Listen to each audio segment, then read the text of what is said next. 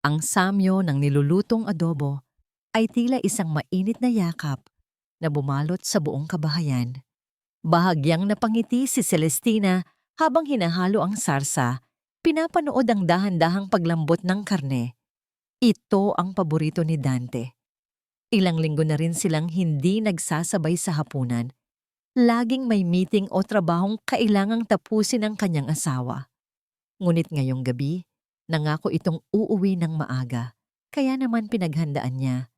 Inayos niya ang mesa para sa dalawa, naglagay ng maliit na florera na may isang tangkay ng puting rosas at sinigurong malamig na ang paboritong beer ni Dante sa frigidaire. Isang maliit na bagay, ngunit para kay Celestina, ito ang kanyang paraan ng pagsasabing, "Nandito pa ako, tayo pa rin." Narinig niya ang ugong ng sasakyan sa garahe. Agad na may kumislap sa kanyang mga mata. Mabilis niyang pinatay ang apoy sa kalan at halos patakbong sinalubong ang pinto. Bumukas ito at iniluwa ang kanyang asawa. Matikas pa rin si Dante Montenegro sa suot nitong business suit, ngunit ang pagod sa mukha nito ay hindi maitatago. Gayunpaman, hindi ang pagod ang nakapukaw sa pansin ni Celestina. Ito ay ang lamig sa mga mata nito. Isang lamig na tila kayang patayin ang anumang init na nagmumula sa kanya. "Dante, mahal, mabutit nakauwi ka na. Nagluto ako ng paborito mo." Malambing niyang bati. Kukunin na sana ang dala nitong briefcase. Ngunit hindi siya pinansin ni Dante. Dire-diretso itong naglakad papasok, inilapag ang briefcase sa isang upuan at lumapit sa mesang pinaghandaan niya. Sumunod si Celestina, ang nangiti sa kanyang labi ay unti-unting naglalaho. "May problema ba sa opisina?" Hindi sumagot si Dante. Sa halip, may kinuha ito mula sa loob ng briefcase, isang makapal na folder na kulay kape. Walang imik, ngunit may bigat sa bawat kilos. Inilapag niya ito sa ibabaw ng mesa, katabi mismo ng florera ng rosas. Ang tunog ng paglapag ng folder sa kahoy na mesa ay umalingaw-ngaw sa katahimikan ng kanilang bahay, tila isang malakas na dagundong. Napakunot ang noo ni Celestina. "Ano yan?" Itinulak ito ni Dante palapit sa kanya. "Basahin mo." Ang boses nito ay walang emosyon. Flat, malamig. Nanginginig ang mga kamay na kinuha ni Celestina ang folder. Ang puso niya ay nagsimulang tumibok ng malakas, isang kabog na tila nagbabanta. Dahan-dahan niyang binuksan ito. Ang mga mata niya ay agad na napako sa mga salitang nakaimprenta sa pinakaunang pahina. Malalaki, opisyal, at walang awa. Petition for annulment. Sa ilalim nito, ang kanyang pangalan, Celestina Reyes Montenegro, at ang pangalan ng petitioner, Dante Montenegro. Parang may humablot ng hangin mula sa kanyang mga baga. Ang mga salita ay nagsimulang lumabo. Ang mga letra ay nagsasayaw sa harap ng kanyang mga mata. Binitawan niya ang folder na para siyang napaso. Ang mga papel ay kumalat sa mesa. Ang ilan ay nahulog sa sahig. Ano? Ano to, Dante?" Halos pabulong niyang tanong. Ang boses ay basag. Tumingin siya sa kanyang asawa, naghahanap ng kahit anong paliwanag. Baka isang masamang biro, baka isang pagkakamali. Ngunit ang mukha ni Dante ay isang blangkong pader.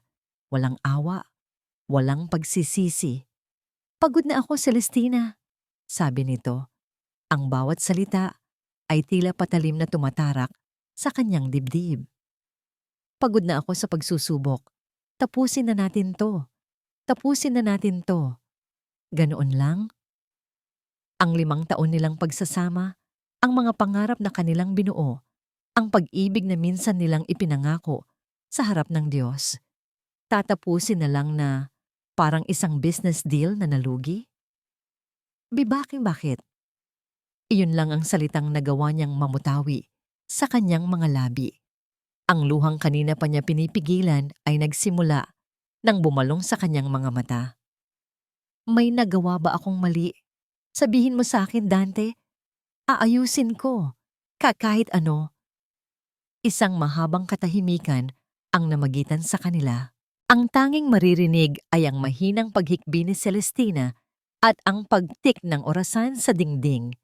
Bawat segundo ay tila isang pagkutya sa naghihingalo nilang pagsasama. Tumingin si Dante sa kanya at sa isang saglit umasa si Celestina na makakita ng kahit katiting na pananabik, ng kahit bahagyang pagsisisi. Ngunit wala. Ang mga mata nito ay manhid, malamig na parang yelo. Hindi ito sumagot sa tanong niya. Sa halip, tumalikod ito. Ang simpleng pagtalikod na yon ay mas masakit pa kaysa sa 1,000 masasakit na salita. Iyon na ang sagot. Ang katahimikan nito, ang pinakamatibay na kumpirmasyon. Naglakad ito palayo. Palayo sa kanya. Palayo sa mesang pinaghandaan niya. Palayo sa buhay na sabay nilang binuo. Naiwan si Celestina na nakatayo roon, mag-isa sa gitna ng kanilang malaking bahay, napapalibutan ng samyo ng paboritong pagkain ng lalaking minsan ay nangakong mamahalin siya habang buhay. Tinitigan niya ang mga papel ng annulment na nakakalat sa sahig. Ang pirma ng kanyang asawa sa ibaba ay tila isang sumpa. Ang kanyang mundo sa isang iglap ay gumuho. Hindi alam ni Celestina kung gaano siya katagal na nakatayo roon, nakatitig sa pinto kung saan huling dumaan ang kanyang asawa. Ang adobo sa kalan ay nanlamig na. Ang beer sa frigidaire ay nawalan na ng hamog. At ang init sa loob ng kanyang dibdib ay napalitan ng isang nanunuot na ginaw. Dahan-dahan na parang isang matandang pagod na pagod, pinulot niya ang mga papel na nakakalat sa sahig. Ang bawat salita sa petisyon ay tila humihiwa sa kanyang balat. Irreconcilable differences, mga pagkakaibang hindi na maaring pagkasunduin. Kailan? Kailan sila umabot sa puntong ito? Isinara niya ang kanyang mga mata at ang isip niya ay kusang lumipad pabalik sa nakaraan. Isang nakaraang hindi naman ganoon kalayo, ngunit sa pakiramdam niya ay 1,000 taon na ang nakalipas. Nasa isang department store sila, sa seksyon ng mga gamit pambata. Si Dante, na bihirang ngumiti ng malapad kapag nasa labas, ay hindi maalis ang galak sa kanyang mukha. Hawak nito ang isang pares ng maliliit na sapatos na gawa sa tela. "Tingnan mo to, mahal," sabi ni Dante. Ang boses ay puno ng sigla. Ipinapakita sa kanya ang sapatos. "Ang liit! Kasya kaya to sa anak natin?" Natawa si Celestina. "Pang newborn yan, Dante. Siyempre kasya. At saka baka babae ang baby natin." "Kahit na," sagot nito. At inilagay ang sapatos sa kanilang shopping cart. "Bibilhin na natin. Para paglabas niya, handa na tayong mag-basketball." Hinampas niya ito ng mahina sa braso. "Basketball agad? Ni hindi pa nga natin alam kung ano siya." Hinawakan ni Dante ang kanyang kamay at marahang inilagay sa kanyang tiyan na noigi bahagya pa lamang umuumbok. "Alam ko ng lalaki yan," bulong nito. Ang mga mata ay nagniningning sa pangarap. "Ang junior ko, ang tagapagmana ko." Ang init ng palad ni Dante, ang ningning sa kanyang mga mata, ang pag-asang bumalot sa kanilang dalawa sa sandaling iyon. Naramdaman muli iyon ni Celestina na parang kahapon lang nangyari. Ang kanilang anak, ang kanilang pangarap, ang kanilang kasunod na kabanata. Ang masayang alaala ay biglang pinunit ng isa pang imahe. Isang imahe na pilit niyang kinakalimutan gabi-gabi, ngunit laging nagbabalik sa kanyang mga panaginip. Ang puting pader ng ospital, ang amoy ng antiseptic, ang sakit. Isang matinding sakit sa kanyang puson at sa kanyang puso. Nakahiga siya sa kama, blanko ang isip, walang luhang lumalabas dahil naubos na, nawala na. Nawala ang kanilang anghel bago pa man niya ito mayakap. Nandoon si Dante, nakaupo sa silya sa tabi ng kama, ngunit parang wala ito roon. Ang mga mata nito ay nakatutok sa cellphone, nagtatype. May kausap sa telepono tungkol sa isang kontratang kailangan habulin, sa isang proyektong naantala. "Dante," tawag niya. Ang boses ay mahina at paos. Ibinaling nito ang tingin sa kanya, ngunit ang ningning sa mga mata nito noon. Noon sa department store ay wala na. Napalitan iyon ng wala. Isang blangkong tingin. Magiging okay din ang lahat, Celestina, sabi nito. Ang mga salita ay tila isinaulo mula sa isang libro. We can try again. Hindi nito hinawakan ang kanyang kamay. Hindi siya nito niyakap. Hindi nito sinabing, nandito lang ako. Sabay nating lalagpasan to. Tumingin lang ito sa kanya na parang isa siyang proyektong nabigo. Isang investment na nalugi. Doon nagsimula. Hindi sa gabing ito, kundi sa araw na yon, sa loob ng malamig na kwarto ng ospital. Doon namatay ang kanilang pangarap at doon din nagsimulang mamatay ang kanilang pagsasama. Idinilat ni Celestina ang kanyang mga mata. Dinala siya ng kanyang mga paa sa pasilyo patungo sa isang silid na matagal na niyang hindi binubuksan. Ang baby room. Dahan-dahan niyang pinihit ang seradura. Tumambad sa kanya ang kuna na hindi nagamit, ang mga laruang nakadisplay sa estante, ang maliliit na damit na nakatupi pa sa aparador. Ang lahat ay naroon, naghihintay sa isang anghel na hindi kailanman dumating. Lumapit siya sa kuna, hinaplos ang makinis na kahoy nito. Ang alikabok ay bahagyang kumapit sa kanyang mga daliri. Ito sana ang magiging mundo nila. Ang masayang tahanan ng kanilang pamilya. Isang luhang mainit ang pumatak mula sa kanyang mata, tumulo sa ibabaw ng kuna. Saan ako nagkamali? Bulong niya sa katahimikan ng silid. Kasalanan ko ba? Dahil ba hindi ko naibigay sa iyo ang anak na gusto mo, Dante? Ito na ba ang parusa ko? Ang bawat sulok ng bahay ay puno ng anino ng nakaraan. Isang aninong masaya at isang aninong puno ng pait. At sa gitna ng lahat ng ito, nararamdaman niya ang unti-unting pagguho ng kanyang pagkatao. Bigla, ang katahimikan ay binasag ng isang tunog. Isang matinis, paulit-ulit na tunog. Ding-dong, ding-dong. Ang doorbell. Napatigil si Celestina. Sino naman ang pupunta sa ganitong oras ng gabi? Hindi ugali ni Dante ang mag-doorbell sa sarili niyang bahay. Baka bumalik ito? Baka natauhan ito at gusto nitong makipag-usap? Isang munting pag-asa ang sumibol sa kanyang dibdib. Mabilis, pinahid niya ang kanyang mga luha. Inayos niya ang kanyang sarili at nagmamadaling bumaba ng hagdan. Bawat hakbang niya ay kasabay ng malakas na kabog ng kanyang puso. Ding-dong! Sandali lang! Sigaw niya. Nakarating siya sa pinto. Huminga siya ng malalim. Pinapakalma ang sarili at dahan-dahang pinihit ang seradura. Pagbukas niya ng pinto, hindi ang mukha ng kanyang asawa ang sumalubong sa kanya. Isang babae. Isang babaeng hindi niya kilala. Maganda ito. Nakasuot ng isang mamahaling pulang bestida na bumagay sa perpekto nitong hubog. Ang makeup nito ay walang kamali-mali. At ang bango ng pabango nito ay tila isang anunsyo ng karangyaan. Ngunit hindi ang ganda o kasuotan nito ang nakakuha ng pansin ni Celestina. Ito ay ang ngiti sa mga labi ng babae. Isang nangiting matamis, ngunit may bahid ng pagmamataas. Isang nangiting tila nagsasabing, alam ko ang isang bagay na hindi mo alam. Isang nangiting mapanghamak.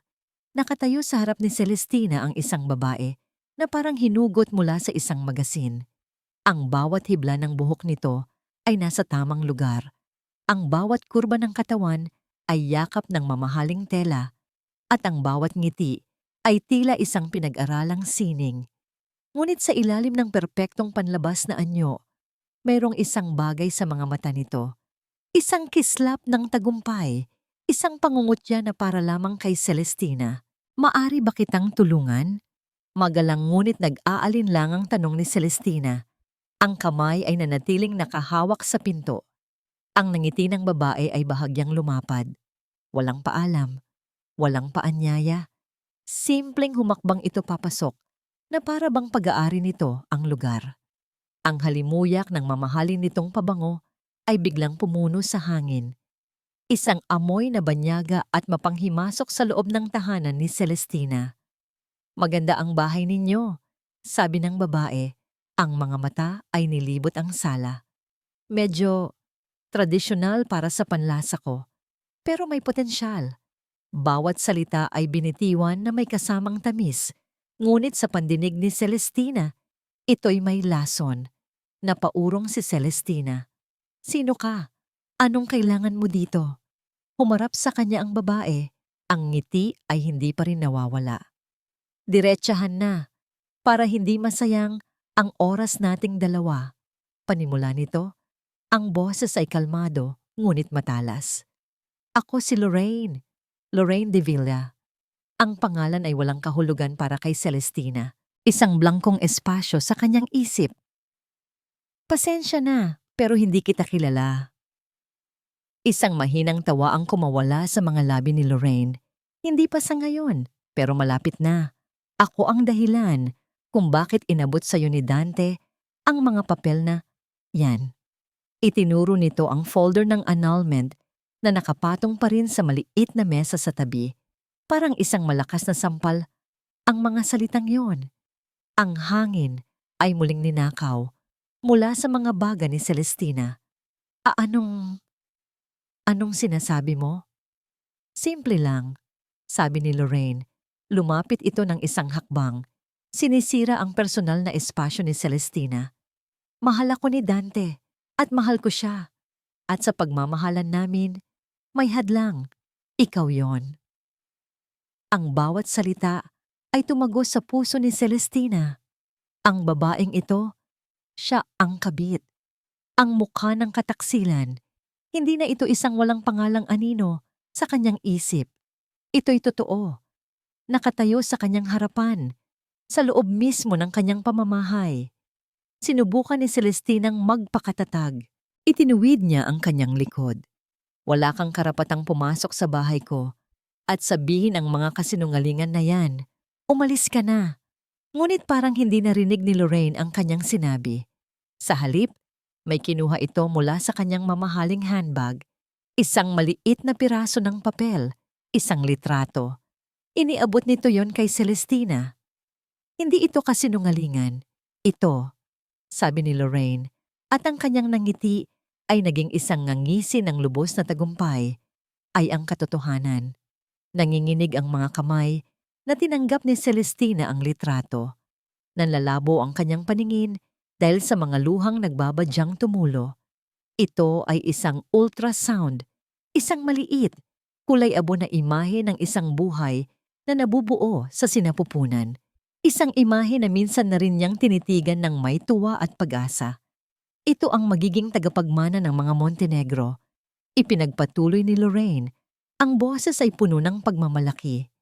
"Ang anak namin ni Dante, isang bagay na hinding-hindi mo na ibigay sa kanya."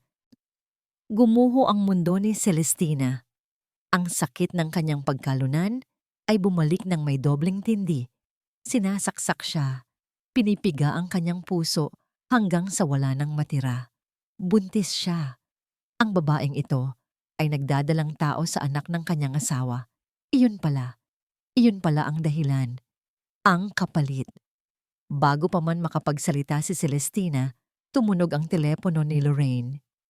Tiningnan nito ang screen at ang ngisi nito ay napalitan ng isang malambing na ngiti.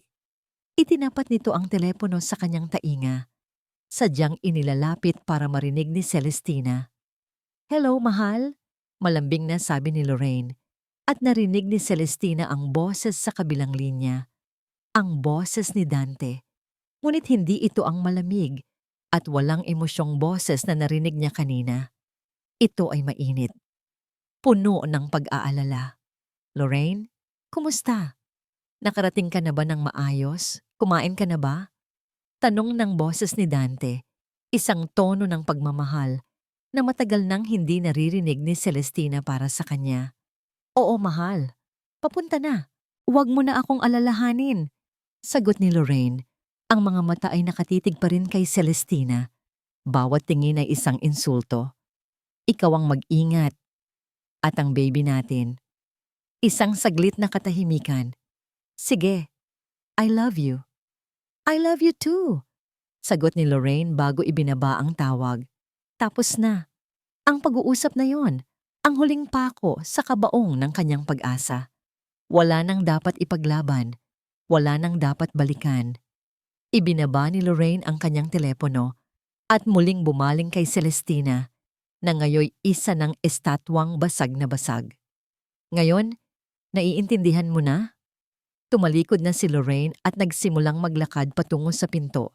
Ngunit bago ito tuluyang lumabas, huminto ito at lumingon. Lumapit itong muli kay Celestina na parang may huling lihim na ibubulong. Hinawakan nito ang baba ni Celestina. Itinaas ang kanyang mukha para magkatinginan sila. At sa isang boses na halos hindi marinig, isang bulong na puno ng kamandag, sinabi ni Lorraine, isang paalala lang, galing sa isang babae patungo sa isa pa. Ang isang babaeng hindi kayang magbigay ng anak sa asawa niya ay walang silbi. Binitiwan nito ang kanyang mukha at tuluyan nang tumalikod. Iniwan si Celestina na nakatayo roon, wasak na wasak, habang ang kanyang mga salita ay umuulit-ulit sa kanyang isipan. Isang lason na dahan-dahang pumapatay sa bawat natitirang piraso ng kanyang pagkatao. Ang mga sumunod na araw ay lumipas na parang isang mahabang, walang kulay na panaginip. Si Celestina ay gumagalaw sa loob ng kanilang bahay na parang isang multo. Ang malaking bahay na dati simbolo ng kanilang mga pangarap ay naging isang malamig na libingan ng mga alaala. Hindi na siya nagluluto. Ang pagkain ay nawalan ng lasa. Ang pagtulog ay isang luho na hindi niya maabot. Dahil sa bawat pagpikit niya, ang ngisi ni Lorraine at ang malamig na mga mata ni Dante ang kanyang nakikita. Ang mga salita ni Lorraine ay parang sirang plaka na paulit-ulit na tumutugtog sa kanyang isipan. Ang isang babaeng hindi kayang magbigay ng anak ay walang silbi. Walang silbi. Ganoon na nga ba ang tingin sa kanya ni Dante? Isang kasangkapang nasira at kailangan ng palitan?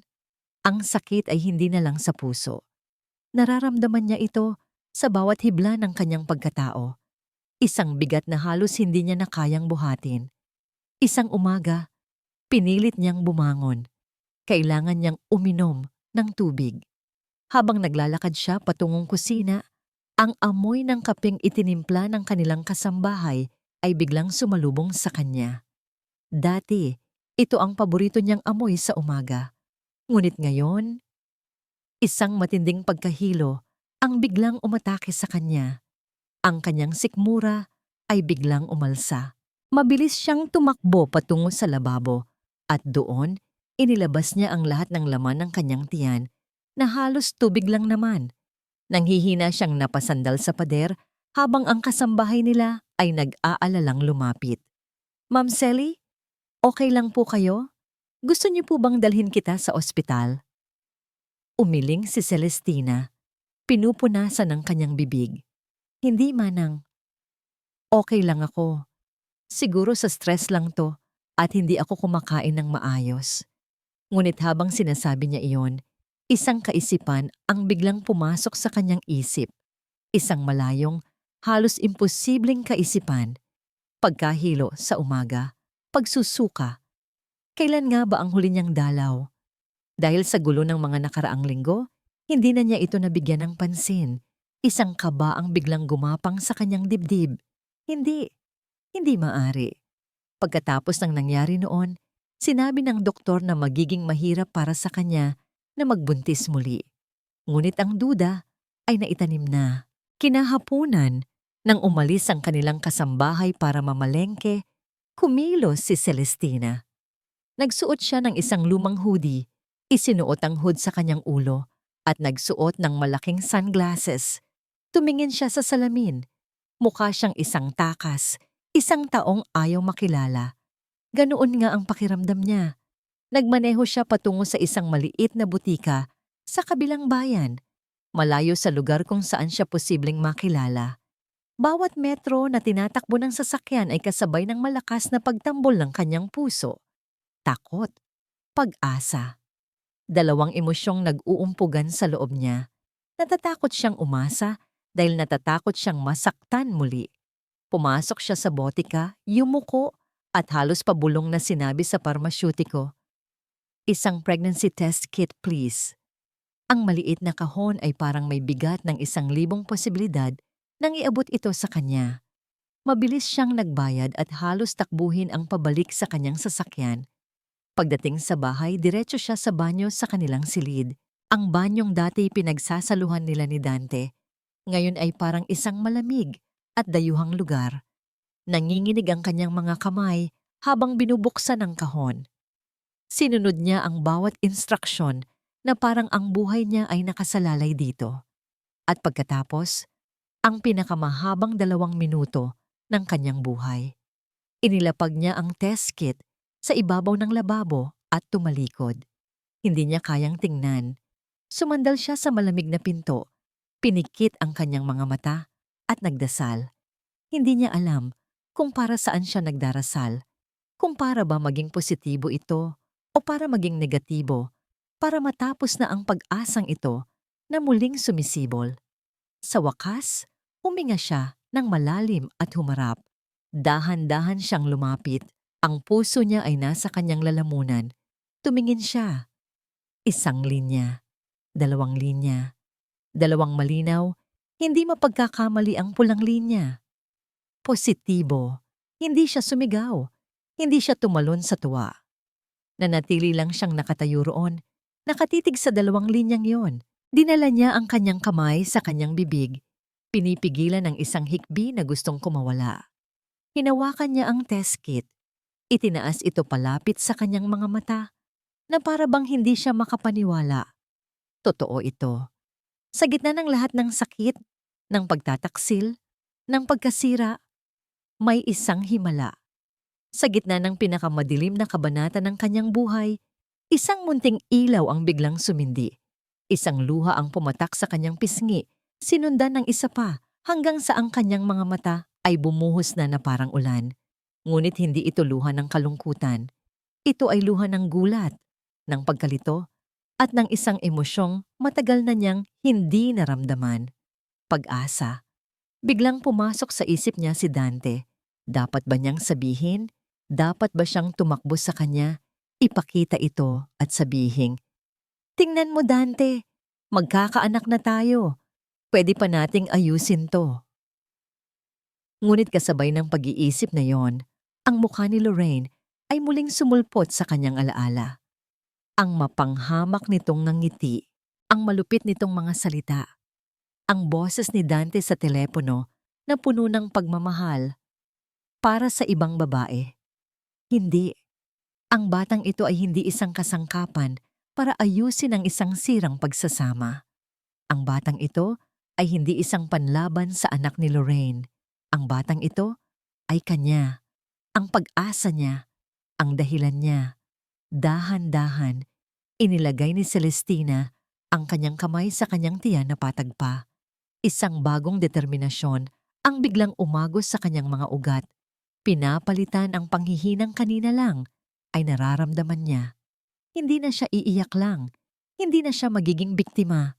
Lalaban siya. Ngunit hindi para kay Dante. Lalaban siya para sa kanilang dalawa ng kanyang anak. Kinuha niya ang kanyang telepono. Ngunit hindi numero ni Dante ang kanyang hinanap. Nag-scroll siya sa kanyang mga kontak hanggang sa makita niya ang isang pangalan na ibinigay sa kanya ng isang kaibigan noon pa. Isang abogado. Ito ang kanyang unang pagbangon. Ang opisina ni Dante Montenegro ay ang kanyang kaharian. Mula sa ika-30 palapag ng isa sa pinakamatataas na gusali sa Makati, tanaw niya ang buong syudad. Isang konkretong gubat na para sa kanya ay isang larangan ng laro kung saan siya ang laging panalo.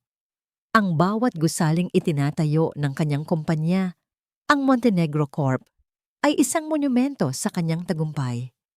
Dito, sa loob ng 4 na sulok ng kanyang opisina na napapalibutan ng salamin at bakal, kontrolado niya ang lahat. Dito, malinaw ang kanyang pag-iisip. Kinuha niya ang isang dokumento mula sa kanyang mesa at binasa ito ng mabilis. Isang bagong proyekto, isang bagong hamon. Ngunit habang nagbabasa, may isang bagay sa kanyang isip na gumugulo sa kanyang konsentrasyon. Celestina, isang munting kirot ng konsensya ang dumaan sa kanyang dibdib. Inis na ibinaba niya ang mga papel at binuksan ang drawer ng kanyang mesa para kumuha ng panibagong ballpen. Sa paghahanap niya, ang kanyang mga daliri ay dumapo sa isang malamig, makinis na bagay. Isang picture frame. Itinaas niya ito. Isang litrato nila ni Celestina, kuha noong kanilang honeymoon sa Palawan. Nakangiti sila pareho, mga ngiting abot-tenga. Ang mga mata ni Celestina ay nagniningning sa pag-ibig. Napakaganda niya. Napakasaya nila. Mabilis niyang ibinalik ang litrato sa drawer.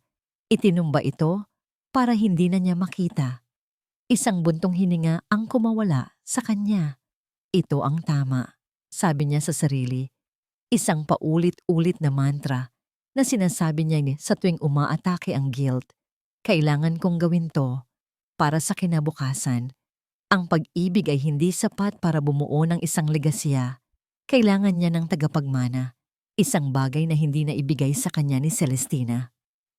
Sakto, tumunog ang kanyang telepono.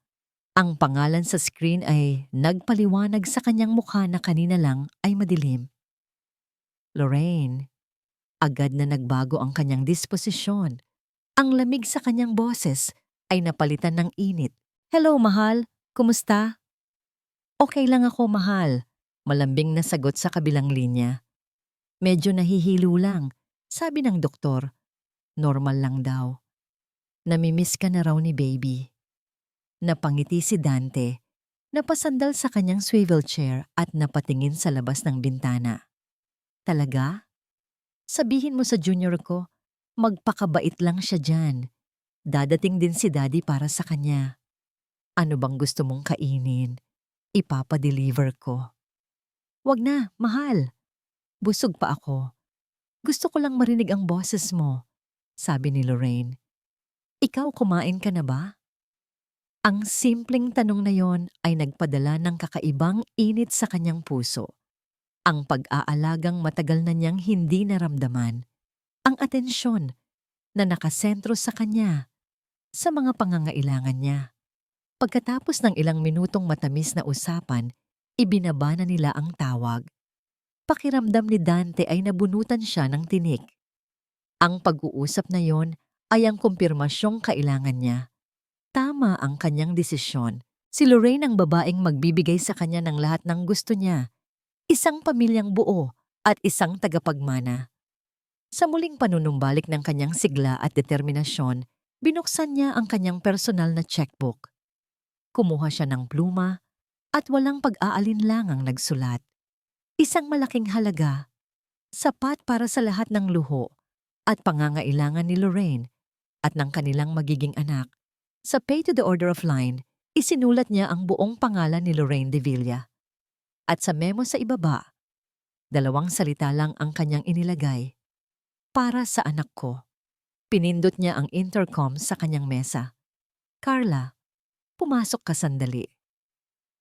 Ilang segundo lang ay pumasok na ang kanyang matagal ng executive assistant. Sir Dante? Ipadala mo ito kay Miss De Villa ngayon din. Utos niya, inilalagay ang tseke sa isang sobre. Siguraduhin mong personal na makakarating sa kanya. Masusunod po, sir, sagot ni Carla. Ngunit bago ito tuluyang makalabas, may naalala ito. Ay sir, may nag-iwan po pala nito para sa inyo kanina. Isang messenger daw po. Sabi po, personal and confidential daw po para sa inyo. Iniabot ni Carla ang isang simpleng brown envelope. Walang anumang marka kung kanino galing, maliban sa pangalan ni Dante na nakasulat sa gitna. Kinuha ito ni Dante.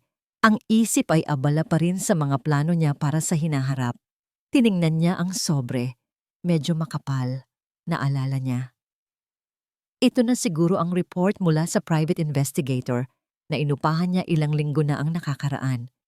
Nang una niyang makilala si Lorraine, sa kabila ng pagkahumaling niya, Isang bahagi ng kanyang pagiging negosyante ang nagsabing kailangan niyang mag-ingat. Kaya naman, humanap siya ng isang ahensya para alamin ang background ni Lorraine. Isang simpleng background check lang naman para masigurong walang anumang problema sa hinaharap. Isang standard operating procedure para sa isang taong tulad niya. Ngunit ngayon, para saan pa? Nakikita naman niya kung gaano siya kamahal ni Lorraine. Dinadala na nito ang kanyang anak sa sinapupunan. Ano pa bang kailangan niyang malaman? Ang pagbubukas sa sobrang ito ngayon ay parang isang kawalan ng tiwala. Isa pa, tambak ang trabaho niya. Marami pa siyang kailangang aprubahan. Tinitigan niya ang sobrang nasa kanyang kamay. Ang katotohanan tungkol sa babaeng pinagkakatiwalaan niya ng kanyang kinabukasan ay nasa loob nito. Isang pirasong papel na lang, ang layo. Isang saglit, nag-atubili siya. Ngunit ang imahe ni Lorraine na masayang sumasagot sa kanyang tawag, ang lambing sa boses nito, ang pangako ng isang anak na lalaki. Mas malakas ang mga yon kaysa sa anumang pagdududa. Napabuntong hininga siya. Wala akong panahon para dito. Sa isang kilos na puno ng pagwawalang bahala, binuksan niya ang pinakamababang drawer ng kanyang mesa. Ang parehong drawer kung saan niya itinumba ang litrato nila ni Celestina kanina. Walang pag-isip, inihagis niya ang brown envelope sa loob. Ang sobre ay bumagsak sa tabi ng nakataob na litrato, sa gitna ng mga lumang dokumento at mga gamit sa opisina na hindi na niya ginagamit. Isinara niya ang drawer. Ang tunog ng pagsara nito ay tila isang pinal na desisyon. Sa dilim ng drawer, ang sobre na naglalaman ng katotohanang maaaring magligtas sa kanya o tuluyang wumasak sa kanya ay naiwang nakatago, nalimutan, binaliwala. Sa mamantala, sa ibabaw ng kanyang mesa, sa ilalim ng maliwanag na ilaw ng kanyang tagumpay, ipinagpatuloy ni Dante Montenegro ang pagpirma sa mga papeles, bulag sa katotohanang ang pinakamahalagang desisyon ng kanyang buhay ay itinapon niya lang na parang basura. Ang opisina ni Attorney Francisco Romero ay simple lang, hindi tulad ng mga mararangyang law firm na nakikita sa TV. Ngunit ang abogado mismo ay may talas sa mga mata at bigat sa pananalita na nagsasabing mas mahalaga ang laman ng isip kaysa sa gara ng opisina. Mrs. Montenegro, sabi ni Attorney Romero, matapos pakinggan ang buong kwento ni Celestina.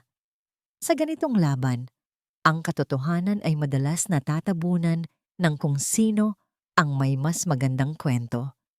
Sa ngayon, ang kwento ng asawa mo at ng babaeng iyon, isang bagong pag-ibig, isang bagong buhay, isang tagapagmana, ay mas kapani-paniwala sa mata ng marami.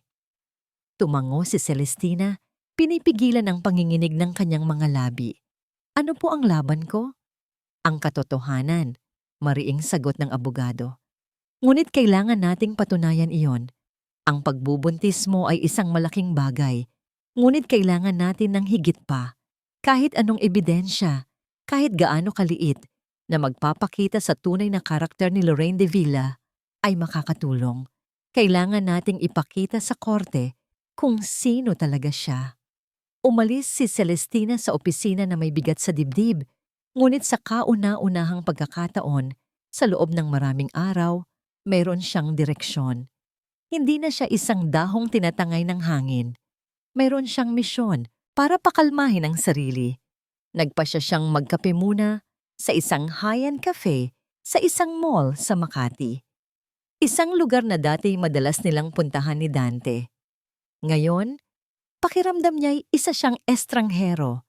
Nagtago siya sa isang sulok, sa likod ng malaki niyang sunglasses, humihigop ng mainit na tsaa para sa kanyang nasusukang sikmura. At doon niya sila nakita. Pumasok si Lorraine kasama ang isang babaeng kasing sosyal niya. Ang kanilang matinis na tawanan ay umaling-aungaw sa tahimik na kapihan. Agad na nanlamig ang mga kamay ni Celestina at ang puso niya'y nagsimulang kumabog ng mabilis. Gusto niyang umalis, magtago, ngunit ang kanyang mga paa ay tila napako sa sahig. Naupo ang dalawa sa mesang hindi kalayuan sa kanya, sapat na para marinig niya ang kanilang usapan. Nakapatong sa katabing upuan ni Lorraine ang 3 malalaking paper bag mula sa mga sikat na designer brand. "Grabe girl, ang yaman talaga ni Dante," sabi ng kaibigan ni Lorraine, humahanga sa mga pinamili nito. "Lahat ng gusto mo, nakukuha mo." Ngumisi si Lorraine, isinawsaw ang isang maliit na pastry sa kanyang kape. "Of course, dapat lang. I'm carrying his heir, the future of the Montenegro Empire. This is nothing." Ipinakita nito ang bago nitong designer watch. "Ito, push present ko raw in advance. Ang swerte mo." Humalakak si Lorraine, isang tawang may halong pagmamataas. "Hindi ito swerte, Trish. Diskarte to." Tumingin ito sa paligid na para bang tinitiyak na walang nakakarinig at bahagyang inilapit ang mukha sa kaibigan. Madali lang naman magpaikot ng lalaking desperado. Ang mga salitang yon ay tumama kay Celestina na parang kidlat. Desperado. Desperadong magkaanak. Bigla niyang naalala ang mga salita ni Attorney Romero. Kahit anong ebidensya. Nanginginig ang kanyang mga kamay.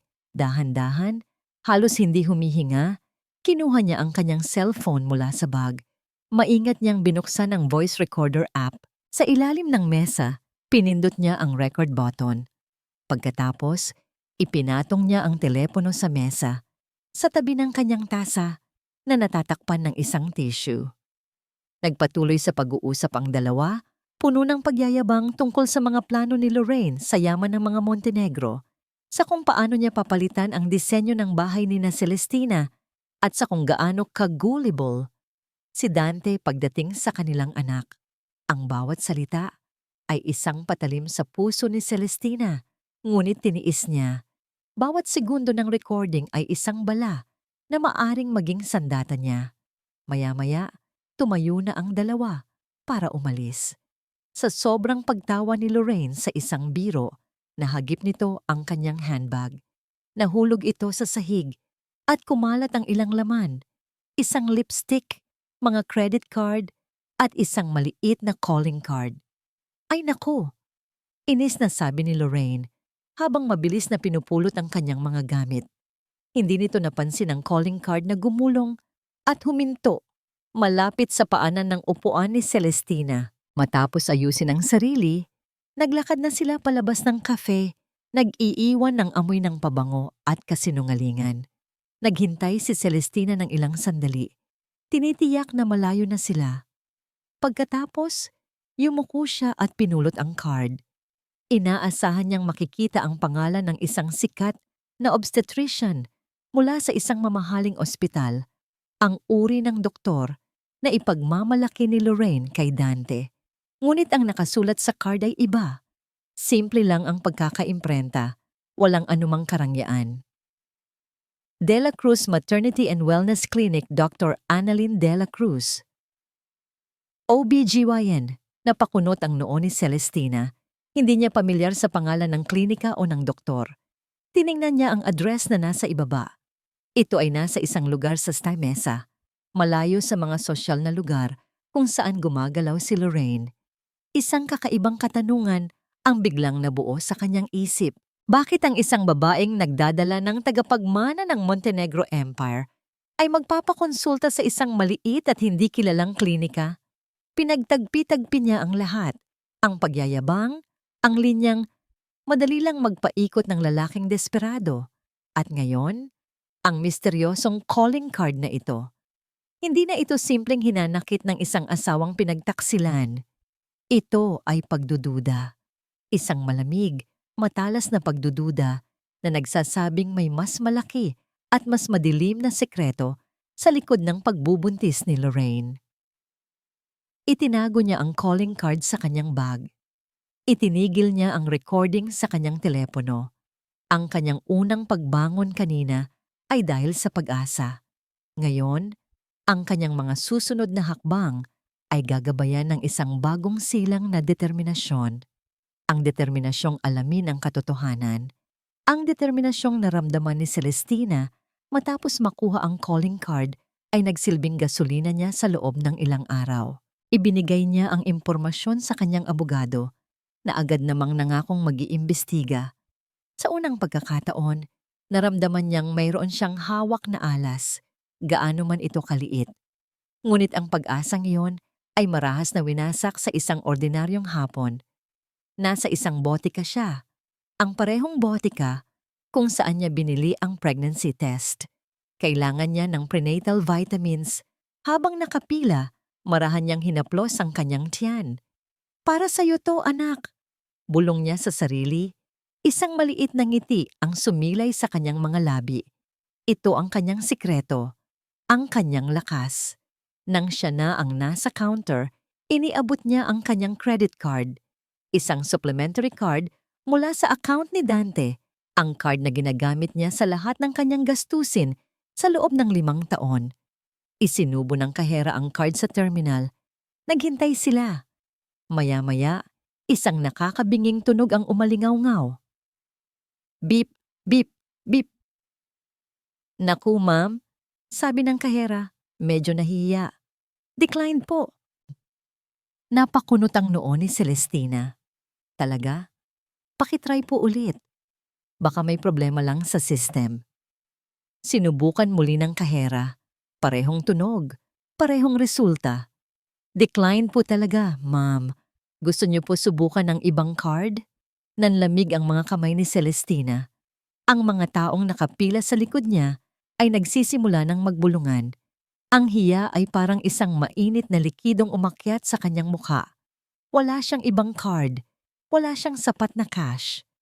Sige, babalikan ko na lang. Sabi niya, ang boses ay nanginginig. Mabilis niyang kinuha ang card at halos takbuhin ang palabas ng botika.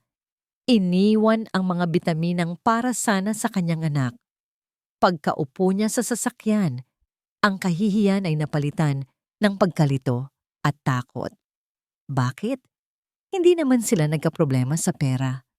Sinubukan niyang tawagan si Dante, ngunit diretso lang ito sa voicemail. Pagdating niya sa bahay, tiningnan niya ang kanyang laptop para i-check ang kanilang joint bank account online. Pag-login niya, isang mensahe ang sumalubong sa kanya. Nakasulat sa malaking pulang letra, "This account has been closed." Ang kanyang puso ay tila tumigil sa pagtibok. Isinara? Paano? Bakit? At sa sandaling iyon, nag-vibrate ang kanyang telepono. Isang text message mula kay Dante. Nanginginig ang kanyang mga daliri habang binubuksan niya ito. Ang mensahe ay maikli, malamig at walang anumang emosyon. Parang isang text mula sa isang estranghero. Celestina, I closed all joint accounts and supplementary cards. This is to ensure you will cooperate during the annulment proceedings. My lawyer will be in touch with yours regarding your allowance. Don't call me. Bawat salita ay isang suntok sa sikmura. Hindi ito isang simpleng pagputol ng koneksyon. Ito ay isang pag-atake. Isang paraan para kontrolin siya, para lumpuhin siya. Inalisan siya ni Dante ng lahat ng paraan para mabuhay ng mag-isa, para ipitin siya sa isang sulok kung saan wala siyang pagpipilian kundi ang sumuko. Ang determinasyong naramdaman niya ilang araw na ang nakalipas ay biglang naglaho na parang bula. Napalitan ito ng isang matinding takot, isang pakiramdam ng lubos na kawalan ng pag-asa. Paano na siya? Paano na ang nasa sinapupunan niya? Nang gumabi, ang malaking bahay ay naging mas madilim at mas malungkot. Hindi niya binuksan ang mga ilaw. Umupo siya sa sahig sa gitna ng kanilang madilim na sala. Yakap-yakap ang kanyang mga tuhod. Ang mansyon na dati simbolo ng kanilang tagumpay ay isa na ngayong paalala ng lahat ng nawala sa kanya. Ang kanyang asawa, ang kanyang pamilya, ang kanyang dignidad. At ngayon, pati ang kanyang seguridad. Inilagay niya ang kanyang kamay sa kanyang tiyan. Ang munting buhay sa loob niya, ang tanging bagay na natitira sa kanya. Ngunit ngayon, maging ito ay nanganganib. paano niya bubuhayin ang kanyang anak kung wala siyang kahit isang sentimo. Naramdaman niyang nalulunod siya, nalulunod sa kalungkutan, sa galit at sa matinding desperasyon. Wala siyang matakbuhan, wala siyang makapitan. Pakiramdam niya, ito na ang dulo. Ito na ang kanyang pagkatalo. Sa gitna ng nakakabinging katahimikan, biglang tumunog ang kanyang telepono. Ang tunog ay napakalakas sa loob ng madilim na bahay, na halos mapatalon siya sa gulat. Tiningnan niya ang screen. Attorney Romero. Ayaw niya sanang sagutin. Ano pa bang masamang balita ang kaya niyang marinig? Ngunit sa huli, pinindot niya pa rin ang answer button. Hello? Sabi niya, ang boses ay mahina at basag. Celestina, nasa mabuti ka bang kalagayan? Ang boses mo, okay lang po ako, attorney. Pagsisinungaling niya, isang saglit na katahimikan sa kabilang linya na para bang hindi naniniwala ang abogado. Pagkatapos, nagsalita itong muli. At ang boses nito ay may kakaibang bigat at pagkaapurahan. Celestina, makinig ka. May resulta na ang paunang investigasyon natin sa De La Cruz Clinic. Napahigpit ang hawak ni Celestina sa telepono. May nakuha kaming impormasyon mula sa isang source sa loob. Pagpapatuloy ng abogado. Celestina, hindi ka maniniwala dito. Ang gabi bago ang pagdinig ay bumalot sa lungsod. Ngunit sa dalawang magkaibang lugar, ang gabing iyon ay may dalawang magkaibang damdamin. Sa isang marangyang condominium unit sa Bonifacio Global City, ang hangin ay puno ng pananabik. Si Dante Montenegro ay nakaupo sa gilid ng malambot na kama, pinapanood si Lorraine na nag-aayos ng sarili sa harap ng salamin. Ang liwanag mula sa vanity mirror ay nagbibigay diin sa perpektong kutis nito. Huwag ka nang masyadong magpaganda, biro ni Dante. Lumapit ito at niyakap si Lorraine mula sa likod. Baka ma-inlove sa'yo ang judge, tayo pa ang matalo. Tumawa si Lorraine, isang tawang matamis at kaakit-akit. Inilagay niya ang kanyang kamay sa ibabaw ng kamay ni Dante na nakayakap sa kanya. Gusto ko lang maging presentable para sa ama ng magiging anak ko. Ngumiti si Dante. Hinaplos niya ang tiyan ni Lorraine na natatakpan ng mamahaling silk na roba. Patag pa rin ito, ngunit para kay Dante, naroon na ang buong kinabukasan niya. Excited na ako para bukas, mahal.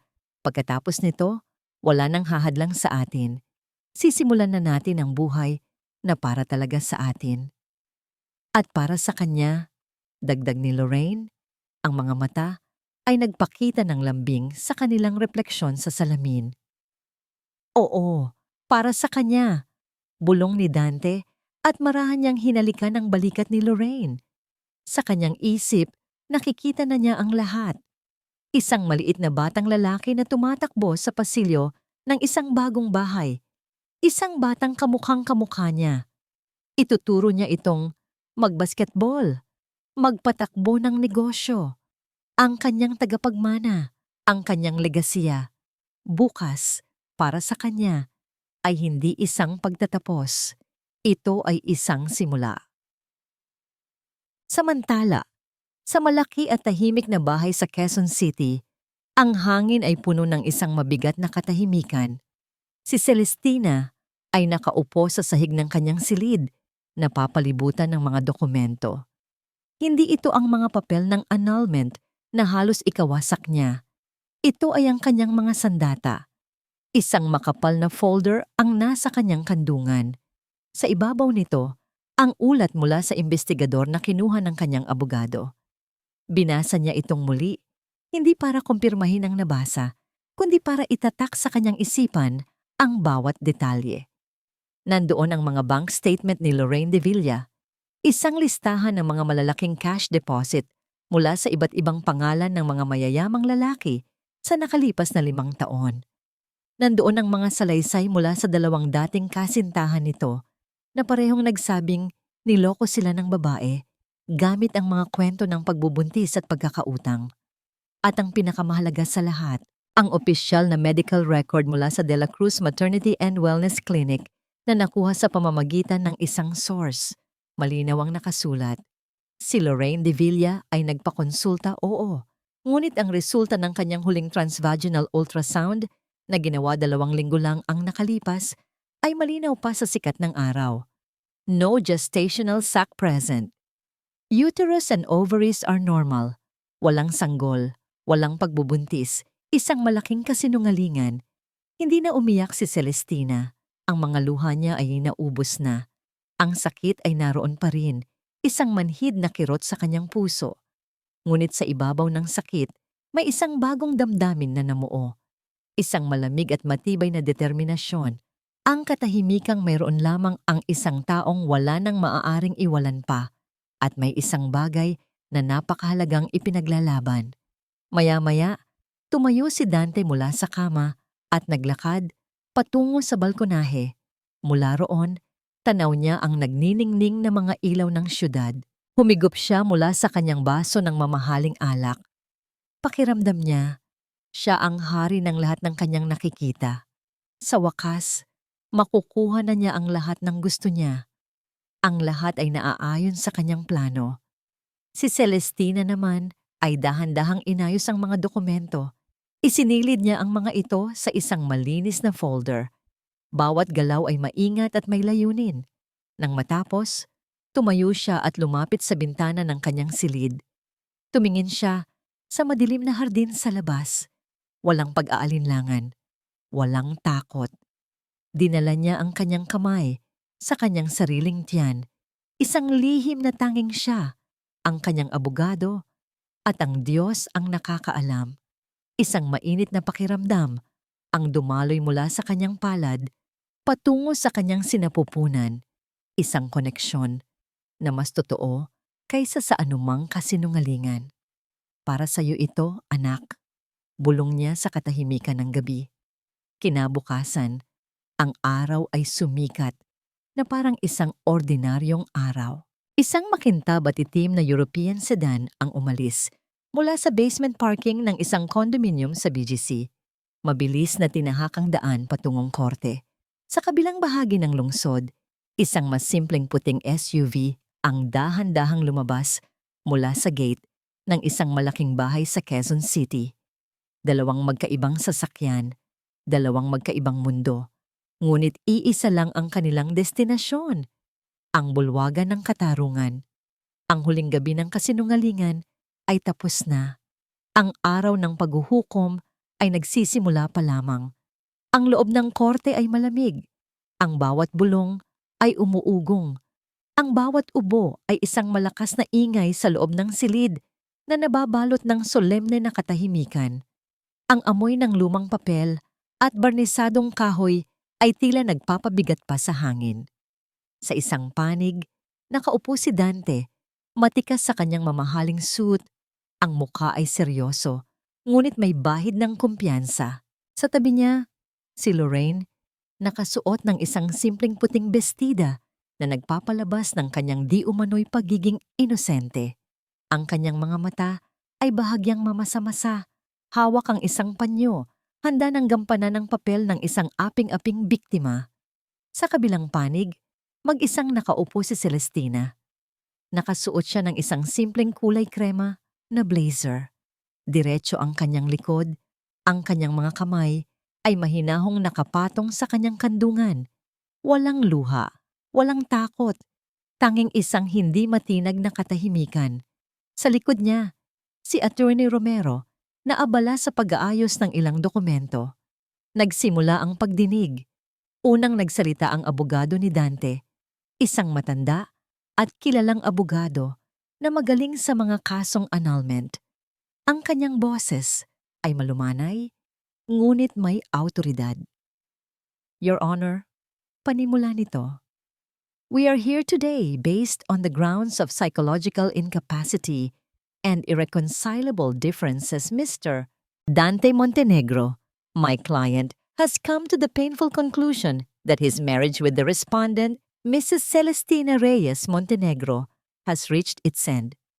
Ang pagsasama po nila ay matagal nang sira bago pa man pumasok sa eksena si Miss Lorraine de Villa.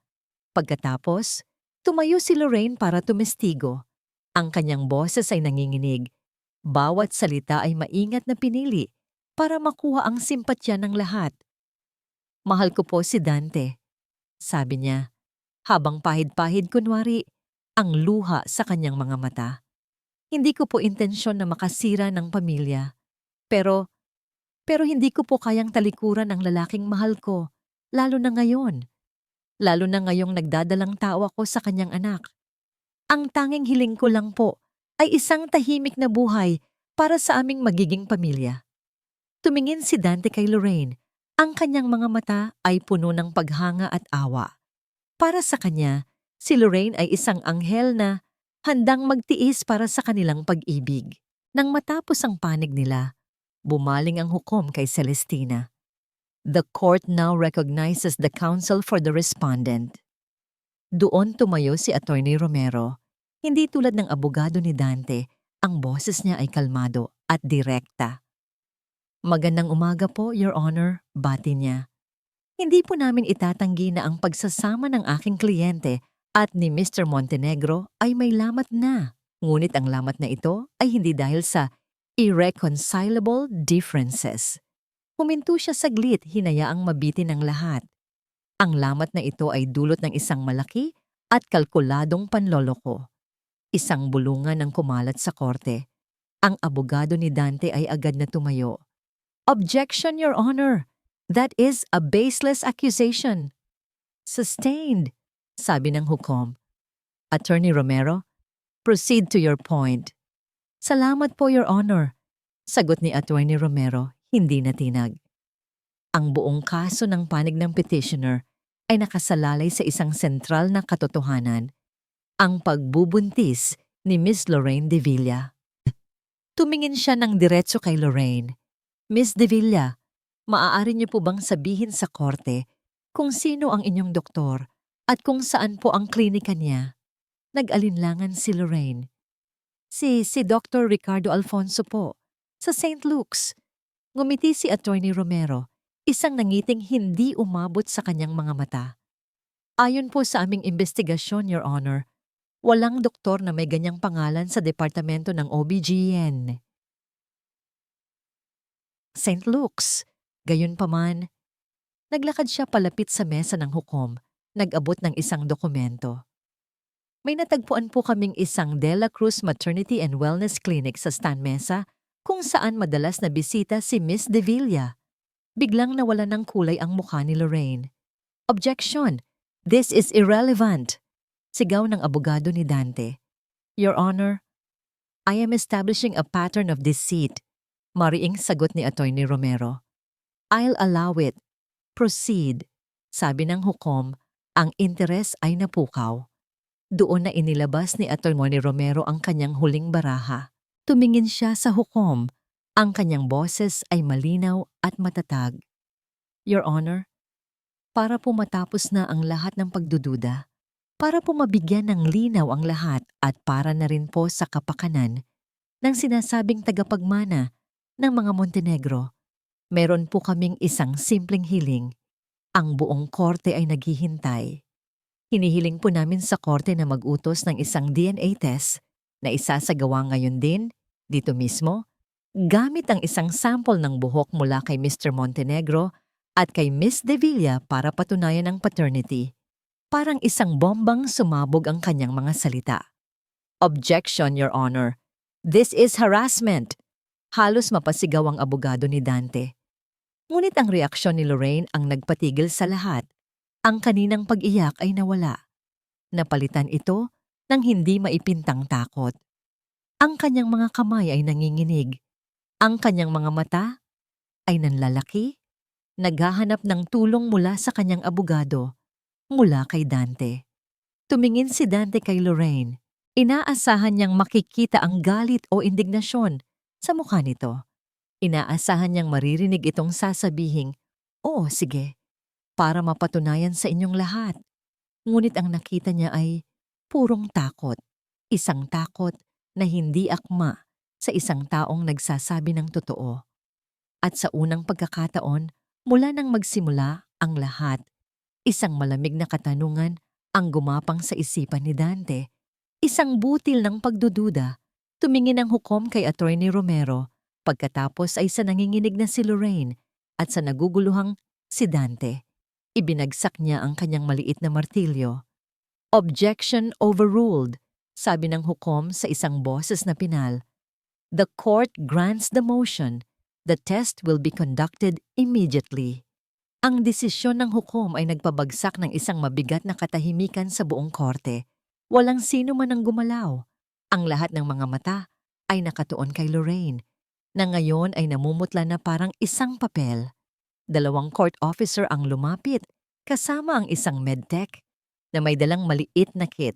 Ang proseso ay mabilis at propesyonal. Kumuha sila ng ilang hibla ng buhok mula sa isang tulalang si Dante.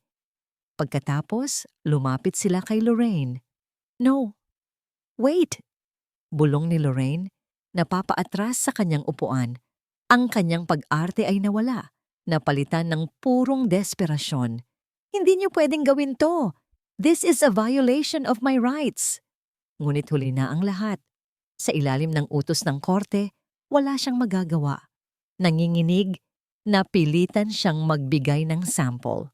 Ang mga sample ay agad na inilagay sa mga selyadong lalagyan at dinala sa isang maliit na mobile testing unit na nakahimpil sa labas lamang ng gusali para sa mabilis na resulta. Ang sumunod na 20 minuto ay tila isang walang hanggang paghihintay. Ang tensyon sa loob ng silid ay halos hinihiwa. Si Dante ay hindi mapakali. Ang kanyang mga mata ay pabalik-balik na tumitingin mula kay Lorraine, na ngayon ay nakayuko at hindi makatingin kahit kanino, at kay Celestina, na nananatiling tahimik at kalmado sa kanyang upuan. Ang pagdududa sa isip ni Dante ay lumalaki sa bawat segundong lumilipas. Ang takot sa mga mata ni Lorraine ay hindi takot ng isang taong naakusahan ng mali. Iyon ay takot ng isang taong nahuli na. Sa wakas, bumukas ang pinto at isang court clerk ang pumasok, nag-abot ng isang selyadong sobre sa hukom. Ang buong korte ay huminto sa paghinga. Binuksan ng hukom ang sobre. Ang kanyang mukha ay nanatiling walang emosyon habang binabasa ang resulta. Pagkatapos, itinaas niya ang kanyang tingin. According to the results of the DNA comparison test, nagsimula ang hukom. Ang kanyang boses ay malinaw at umalingaw-ngaw sa buong silid. There is a 0% probability that Mr. Dante Montenegro is the biological father of the child Miss Lorraine Davila is allegedly carrying.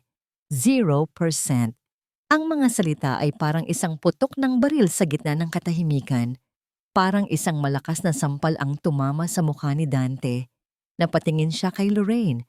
Ang kanyang mga mata ay puno ng pagkalito, sakit, at nagsisimulang galit. Lorraine, anong ibig sabihin nito? Ngunit bago pa man makasagot si Lorraine, muling tumayo si Attorney Romero. Ang kanyang mukha ay seryoso. Ang oras para sa drama ay tapos na. Ito na ang oras para sa katotohanan. Your Honor, hindi pa po tapos ang lahat, sabi niya. Ang kanyang boses ay may bigat ng isang pinal na hatol. Lumapit siya sa hukom at nag-abot ng isa pang folder, ang parehong folder na hawak ni Celestina kagabi. We have one final piece of evidence. Your Honor, ang dahilan kung bakit 0% ang probability ay hindi dahil sa ibang lalaki.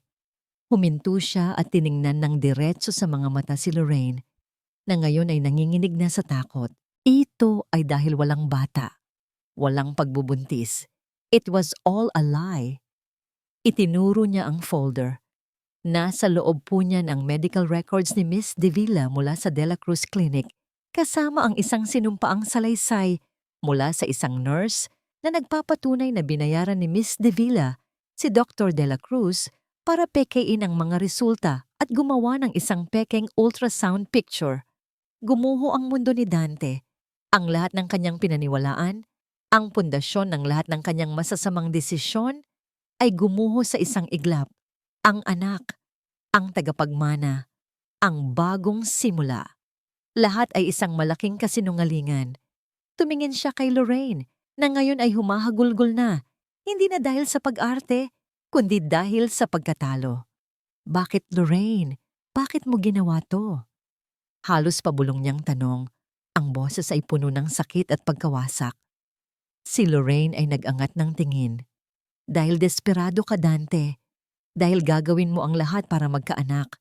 At ako, gagawin ko ang lahat para makuha ang gusto ko. Sa gitna ng kaguluhan, ng sigawan ng mga abogado, at ng pag-iyak ni Lorraine, dahan-dahang tumayo si Celestina. Ang lahat ng ingay ay tila naglaho. Ang lahat ng mga mata ay napunta sa kanya. Naglakad siya papunta sa gitna. Ang kanyang bawat hakbang ay may bigat at dignidad. Huminto siya sa harap ng hukom. Ang kanyang mga mata ay hindi tumingin kay Dante o kay Lorraine. Nakatuon ito sa hukom. Hinawakan niya ang kanyang tiyan. Ang sikretong matagal niyang itinago. Ang kanyang huling alas. Your Honor, sabi ni Celestina, ang kanyang boses ay kalmado, ngunit sapat na ang lakas para marinig ng lahat sa loob ng silid.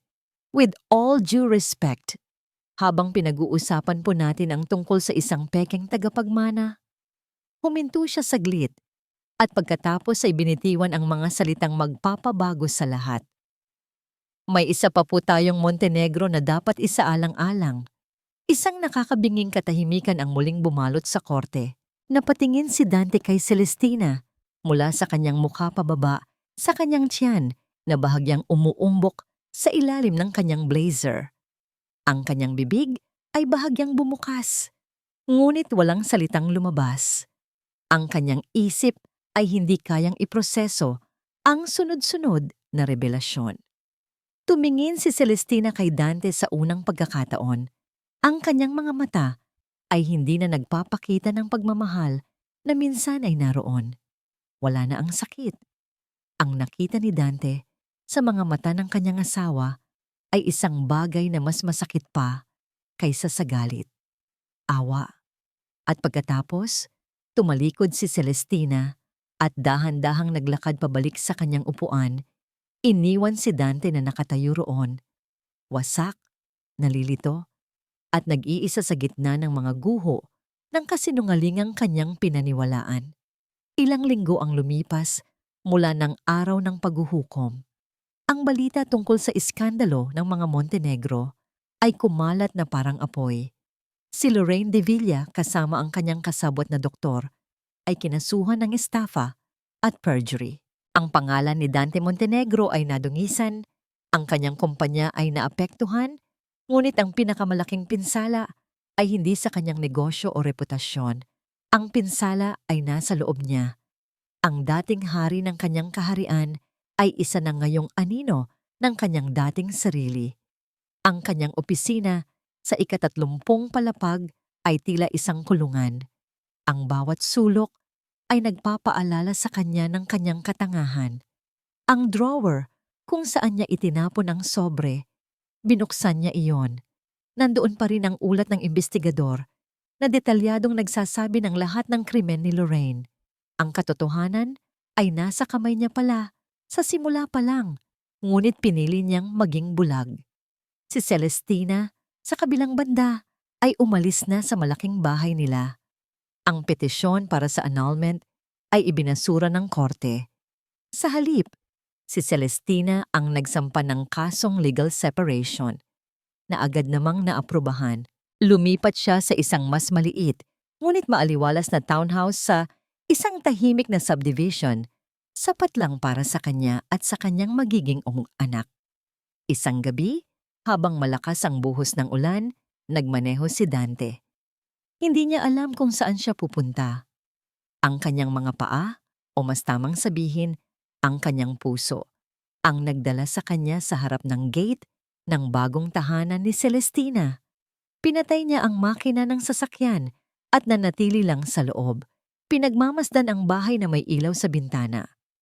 Isang ilaw na nagpapahiwatig ng init, ng kapayapaan, mga bagay na matagal na niyang hindi naramdaman. Sa wakas, pagkatapos ng halos isang oras na pag-aalinlangan, Lumabas siya ng sasakyan. Hindi siya nagdala ng payong. Hinayaan niyang basain siya ng malakas na ulan na para bang umaasa siyang mahuhugasan nito ang lahat ng kanyang pagkakamali. Nag-doorbell siya. Ilang sandali pa, bumukas ang pinto. Tumambad sa kanya si Celestina, nakasuot ng simpleng duster, walang makeup. Ngunit sa paningin ni Dante, hindi pa siya naging ganito kaganda. Ang tiyan nito ay mas malaki na ngayon, isang malinaw na simbolo ng buhay na kanyang winasak. Nakita ni Celestina ang kanyang asawa, basang-basa sa ulan. Ang dating kayabangan ay napalitan ng isang anyo ng lubos na pagkatalo. Walang gulat sa kanyang mukha. Tila inaasahan na niya ito. "Pumasok ka," sabi niya sa isang mahinahong boses. Sa loob, pinaupo siya ni Celestina sa sala at iniwan sandali para kumuha ng tuwalya. Habang nag-iisa, nilibot ni Dante ang kanyang paningin. Simple lang ang lugar, ngunit payapa. May mga libro sa estante, mga halaman sa bintana. Ito ay isang tahanan. Bumalik si Celestina, dala ang tuwalya at isang tasa ng mainit na tsaa. "Uminom ka muna." Hindi nagsalita si Dante. Sa halip, dahan-dahan siyang lumuhod sa harap ni Celestina, ang makapangyarihang si Dante Montenegro na hindi kailanman yumukod sa kahit sino ay nakaluhod ngayon sa sahig. "Sally." Nagsimula siya. Ang kanyang boses ay basag at nanginginig. "Patawarin mo ako." Ang mga luhang matagal na niyang pinigilan ay bumuhos na, kasabay ng tubig ulan na tumutulo mula sa kanyang buhok. Alam kong huli na ang lahat. Alam kong wala akong karapatan, pero Sally, patawarin mo ako. Naging tanga ako. Naging makasarili. Sinira ko ang lahat. Sinira kita. Patawarin mo ako. Tinitigan lang siya ni Celestina. Ang kanyang mukha ay kalmado. Pinakikinggan ang bawat salita. "Hayaan mo akong bumawi." Pagpapatuloy ni Dante, ang kanyang mga mata ay nagmamakaawa. "Hayaan mo akong maging ama sa anak natin. Aayusin ko ang lahat. Ibibigay ko sa inyo ang lahat. Hayaan mo lang akong maging bahagi ng buhay ninyo. Please." Isang mahabang katahimikan ang namayani. Tanging ang patak ng ulan sa labas ang maririnig. Pagkatapos, dahan-dahang yumuko si Celestina. Inabot niya ang kamay ni Dante, ngunit hindi para tulungan itong tumayo. "Tumayo ka, Dante," sabi niya. Ang boses ay mahinahon ngunit may bigat. Sumunod si Dante, umupo sa sahig. Ang mga mata ay nakatitig pa rin sa kanya, puno ng pag-asa. "Matagal na kitang pinatawad," sabi ni Celestina. Isang maliit na ngiti ang sumilay sa kanyang mga labi, ngunit ito'y isang ngiti ng paglaya, hindi ng pagbabalik. "Pinatawad na kita, Dante. Hindi para sa'yo, kundi para sa sarili ko, para sa kapayapaan ko, at para sa kapayapaan ng anak ko. Hindi ko kayang dalhin ang galit habang nagdadala ako ng bagong buhay." Isang kislap ng pag-asa ang sumilay sa mga mata ni Dante. Kung ganoon, ngunit ang pagpapatawad ay iba sa pagbibigay ng isa pang pagkakataon, putol ni Celestina sa sasabihin niya. Ang tiwala, kapag nasira, ay hindi na maibabalik na parang walang nangyari.